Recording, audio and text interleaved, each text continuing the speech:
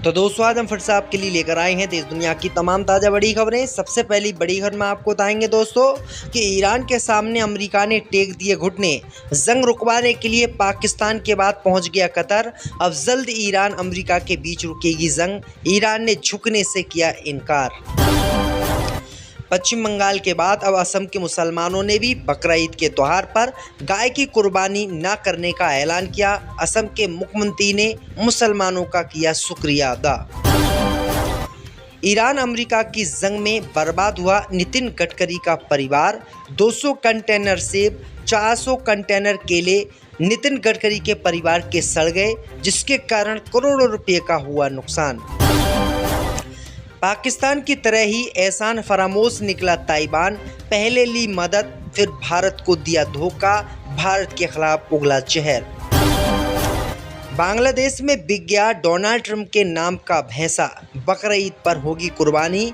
वजन है 700 kilogram. Gaza वासियों की मदद करने जा रही 15 विदेशी महिलाओं से इजराइल के सैनिकों ने किया बलात्कार। इटली ने शुरू कर दी है अब जांच, यहूदियों की नहीं खैर। तो दोस्तों सभी खबरों को आपको एक एक कर बताने वाले हैं। वीडियो को लाइक कर चैनल को सब्सक्राइब कर दें। इसी बीच बढ़ते दोस्तों अगली खबर की ओर। तो आखिरकार ईरान के सामने अमेरिका ने टेके घुटने, जंग रोकने के लिए हुआ तैयार। दोस्तों आपको बता दें कि ईरान के खिलाफ जंग छेड़कर ईरान को घुटनों पर लाने वाला अमेरिका अब ईरान से ही भीख मांग रहा है कि वह युद्ध नहीं चाहता और वो इस युद्ध को रोक रहा है।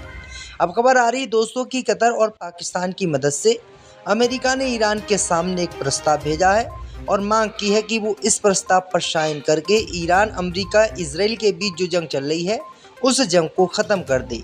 लेकिन ईरान ने साफ कह दिया है कि वह जंग तो ख़त्म करने के लिए तैयार है, लेकिन ना तो वो अपना यूरेनियम आपको देगा और ना ही हॉर्मुज स्ट्रेट से अब फ्री में कोई जहाज़ निकलेगा। वो हॉर्मुज स्ट्रेट पर पूरा कंट्रोल रखेगा और वहां से टोल भी वसूलेगा। इसी के साथ ईरान ने कह दिया है कि अमेरिका ने जितनी भी संपत्ति ईरान की अपने कब्जे में ले रखी है, जो फ्रीज कर रखी है तमाम सालों से, उस सारी संपत्ति को अमेरिका को ईरान को देना होगा। और जो अमेरिका ने ईरान पर सेक्शन लगा रखे हैं वो सारे सेक्शन हटाने पड़ेंगे। वहीं अब देखना ये होगा दोस्तों कि ईरान की बात अमेरिका मानेगा या नहीं। लेकिन आपको बता दें कि डोनाल्ड ट्रंप ने ट्वीट करके ये जानकारी दी है कि ईरान के साथ जो उसकी डील चल रही थी वो डील लगभग कंप्लीट हो चुकी है और कभी भी जंग रुक सकती है। अब देखना ये होगा कि बड़बोले डोनाल्ड ट्रंप की बात ये सही बैठती है या फिर नहीं। तो दोस्तों अगली खबर की ओर। तो पाकिस्तान के बाद एहसान फरामोश निकला ताइवान। पहले मदद मांगी, फिर भारत को दिया धोखा। दोस्तों आपको बता दें कि जिस तरीके से पाकिस्तान भारत को धोखा देकर उसकी पीठ में छुरा भोंकता है, उसी तरीके से अब भारत का दूसरा पड़ोसी देश ताइवान भी निकला है। दरअसल आपको बता दें कि पहले ताइवान ने भारत से मदद मांगी और उससे काफ़ी टेक्नोलॉजी ली और काफ़ी मदद मांगने के बाद अब फिर से उसने भारत को धोखा दे दिया है। दरअसल आपको बता दें कि भारत के खिलाफ ताइवान में जगह जगह पोस्टर लगे हुए हैं और इस पर लिखा हुआ है कि भारतीयों को कोई भी ताइवान में इजाज़त ना दे आने की, क्योंकि ये लोग क्राइम वाले होते हैं, यानी ये लोग आतंकवादी होते हैं, इसलिए इनको किसी भी कीमत पर ताइवान में बिल्कुल ना घुसने दिया जाए। इसी के साथ ही दोस्तों कि भारत के झंडे को भी उल्टा ताइवान ने दिखाया है। तो किस तरीके से ताइवान ने भारत का खुलकर विरोध किया है, पाकिस्तान की तरह ही ताइवान भी एहसान फरामोश निकला है।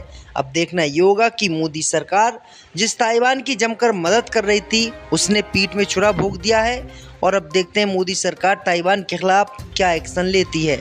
इसी बीच बढ़ते दोस्तों अगली खबर की ओर। तो 2 पैन कार्ड के मामले में आजम खान को बड़ा झटका। 7 साल से बढ़ाकर 10 साल कर दी कोर्ट ने सजा। दोस्तों आपको बता दें कि समाजवादी पार्टी के नेता और पूर्व मंत्री आजम खान की मुश्किलें कम होने का नाम नहीं ले रही हैं। शनिवार यानी 23 मई को 2 पैन कार्ड रखने के मामले में मजिस्ट्रेट कोर्ट के द्वारा पहले तय की गई 7 साल की सजा को MP MLA सेशन कोर्ट ने बढ़ाकर 10 साल कर दिया है। MP MLA सेशन कोर्ट ने सिर्फ आजम खान और उनके बेटे की सजा ही नहीं बढ़ाई है, बल्कि जुर्माने की राशि भी बढ़ा दी है। कोर्ट ने आजम खान के बेटे अब्दुल्ला आजम की सजा 7 साल ही बरकरार रखी, लेकिन जुर्माना बढ़ा दिया। पहले मजिस्ट्रेट कोर्ट ने दोनों को 7-7 साल की सजा सुनाई थी और 50,000 रुपये का जुर्माना लगाया था। तो ये बड़ी अपडेट आ रही है दोस्तों। इससे भी बढ़ते दोस्तों अगली खबर की ओर। तो मदद के लिए गाजा जा रही 15 विदेशी महिलाओं से इजराइल के सैनिकों ने किया रेप। इटली ने शुरू कर दी है जांच, अब नहीं यहूदियों की खैर। दोस्तों आपको बता दें कि युद्धग्रस्त गाजा से दिल दहलाने वाली घटना सामने आई है। इजराइल के सेना के जवानों ने स्थानीय लोगों की मदद के लिए जा रही विदेशी महिलाओं से रास्ते में रेप किया।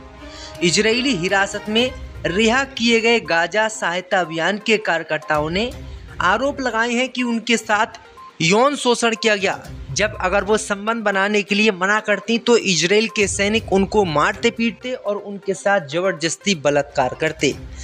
इन महिलाओं ने कहा है कि उनसे लगातार कई दिनों तक इजराइल के सैनिकों ने बलात्कार किया, उनकी पिटाई की।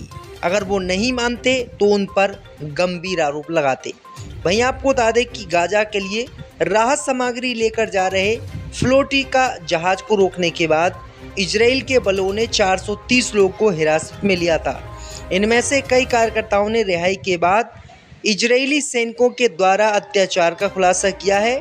वहीं इजराइल की सरकार ने इसे बिल्कुल गलत बताया है, जबकि ये बात सच है, क्योंकि इन्होंने एक बार नहीं हजारों बार जो गाजा पट्टी के लोगों की मदद करते हैं उनके साथ बलात्कार करते हैं ये लोग। तो ये बड़ी अपडेट आ रही है दोस्तों। इससे भी तो दोस्तों अगली खबर की ओर। तो ईरान अमेरिका की जंग के भेंट चढ़ गया नितिन गडकरी का परिवार, करोड़ों रुपये का हुआ नुकसान।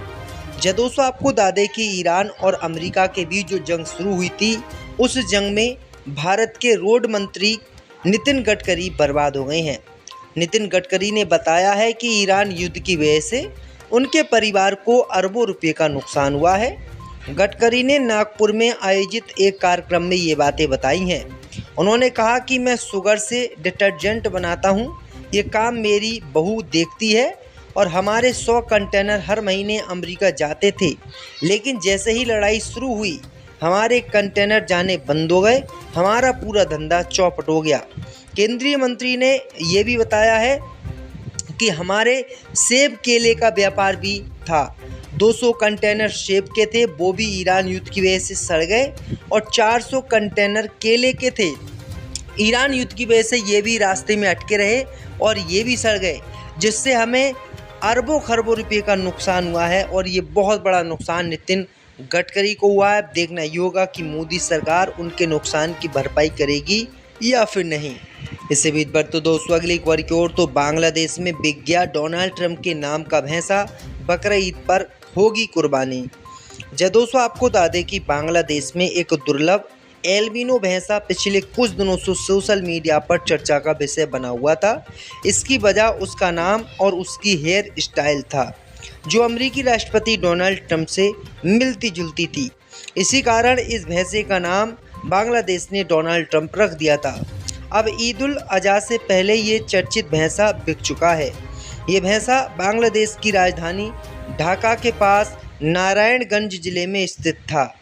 फार्म के मालिक जियाउद्दीन मेरदा ने बताया है कि 4 साल का दुर्लभ एल्बिनो नस्ल का भैंसा था, जिसका रंग हल्का गुलाबी था। उन्होंने कहा कि इसी खास रंग और सिर पर बने अनोखे बालों की वजह से ये बाकी भैंसों से अलग दिखाई देता था। जियाउद्दीन मेरदा ने बताया है कि उन्होंने ये भैंसा करीब 10 महीने पहले राजशाही सिटी हाट से खरीदा था। उनके छोटे भाई ने इनका हेयर स्टाइल और इनका रंग देखकर इसका नाम डोनाल्ड ट्रंप रख दिया था और ये काफ़ी वायरल हुआ था। और अब ये दोस्तों बिक गया है। डोनाल्ड ट्रंप नाम के भैंसे की अब कुर्बानी होने जा रही है। इसे भी बढ़ते दोस्तों अगली खबर की ओर। तो पश्चिम बंगाल के बाद अब असम के मुसलमानों ने भी बकरा ईद पर गाय की कुर्बानी करने से किया इनकार, किया बढ़िया ऐलान। दोस्तों आपको बता दें कि पूरे देश में बकरा ईद को लेकर मुस्लिम समाज के लोग तैयारियों में जुट गए हैं और इसी अवसर पर बकरे की कुर्बानी दी जाती थी। वहीं आपको बता दें कि पश्चिम बंगाल में भाजपा की सरकार बनने के बाद पश्चिम बंगाल के मुसलमानों ने इस बार ईद पर गाय की कुर्बानी करने पर रोक लगाने की बात कही। बाज़ारों में हिंदू के काश्तकारों की गायें भी उन्होंने नहीं खरीदी थी।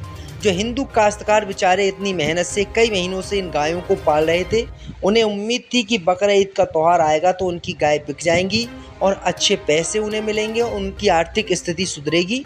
लेकिन पश्चिम बंगाल में भाजपा की सरकार बनने के बाद पश्चिम बंगाल के मुसलमानों ने भाजपा के डर से वहां पर बकरीद के त्यौहार पर गाय की कुर्बानी न करने की सलाह अन्य मुसलमानों को दी और इसका असर पूरे बंगाल में भी देखने को मिला। लोगों ने गाय इस बार नहीं खरीदी। अब ऐसी ही पहल पड़ोसी देश असम से आई है। असम के मुसलमानों ने भी पश्चिम बंगाल की तरह गाय की कुर्बानी न करने का ऐलान किया है। कई कमेटियों ने दावा किया है कि वो इस बार किसी भी कीमत पर गाय की कुर्बानी नहीं करेंगे और गाय मुक्त बकरा ईद का त्यौहार इस बार मनाएंगे। असम के मुख्यमंत्री हेमंत बिस्व शर्मा ने भी मुसलमानों की इस पहल का स्वागत किया है। उन्होंने कहा है कि अगर मुसलमान ऐसी पहल कर रहे हैं तो ये हमारे लिए और असम के लिए बहुत अच्छा है। इससे सामाजिक ताना बाना अच्छा रहेगा और हिंदू मुसलमानों का भाईचारा भी बढ़ता रहेगा। तो ये बड़ी अपडेट आई दोस्तों कि असम के बाद अब पश्चिम बंगाल में भी मुसलमान कुर्बानी नहीं करेंगी गाय की।